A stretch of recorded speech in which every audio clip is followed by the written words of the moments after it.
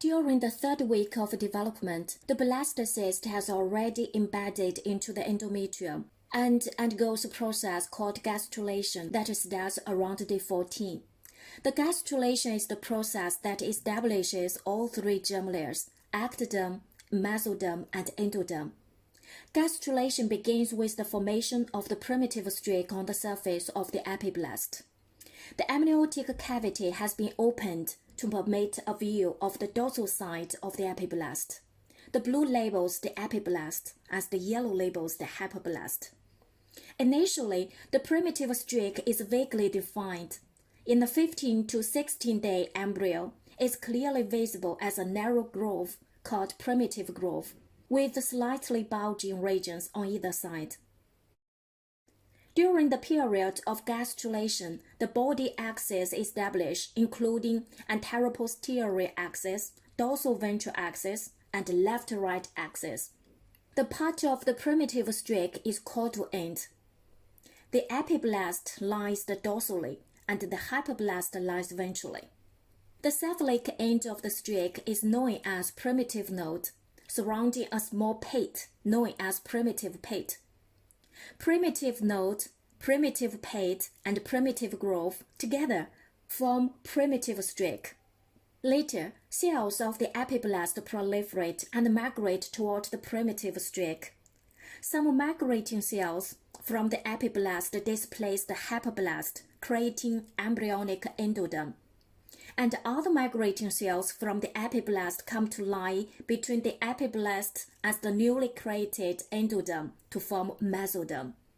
Cells remaining in the epiblast then form the ectoderm. Thus, the epiblast, by the process of gastrulation, forms the three germ layers, which will give rise to all the tissues and organs in the embryo. This is the trilaminar disc.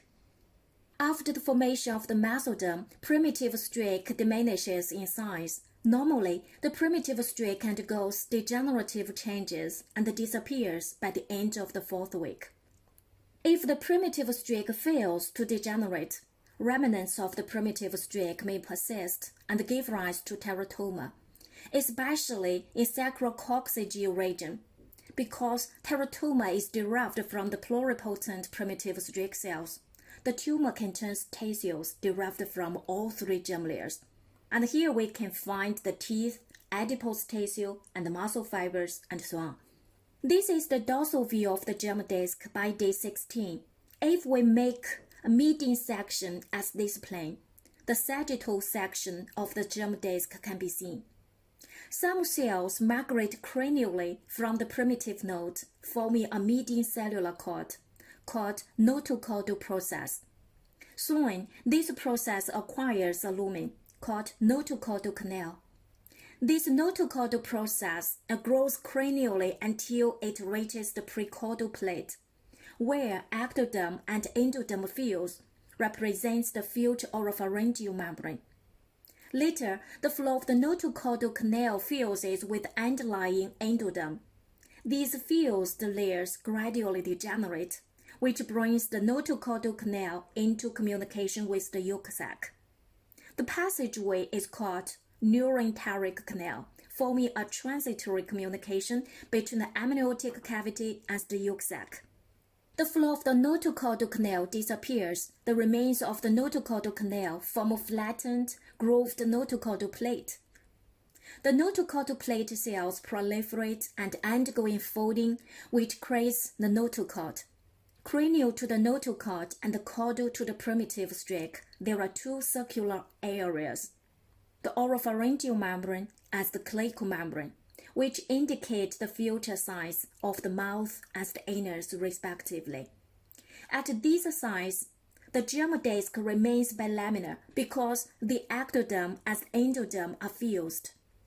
The notochord extends from the oropharyngeal membrane to the primitive node.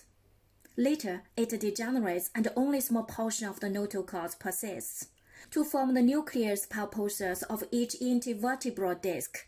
The notochord plays important inductive roles in early development. The developing notochord induces the overlying ectoderm to thicken and form the neural plate, the primordium of the central nervous system, We'll give a detailed explanation of the neuroinduction next week. By the beginning of the third week, the trophoblast is characterized by the primary villi. The primary villi consist of the cytotrophoblastic core covered by a syncytial layer. This is the transverse section of the primary villi. And here shows the cytotrophoblastic core, and this is the syncytial layer.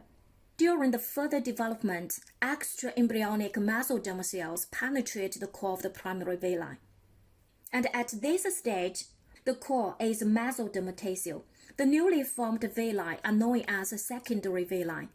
By the end of the third week, mesodermal cells in the core of the villi begin to differentiate into blood cells and small blood vessels. The newly formed villi are known as tertiary villi. In the core of the tertiary villi, vessels can be seen. These vessels establish contact with the intraembryonic circulatory system, connecting the placenta and the embryo. While this is the development of the third week, the most characteristic event occurring during the third week is gastrulation, the process that establishes all three germ layers, ectoderm, mesoderm, and endoderm in the embryo. Now, show one case. An ultrasound scan detects a large mass near the sacrum of a 28-week female fetus. What might the origin of such a mass be, and what type of tissue might it contain? Thanks for listening.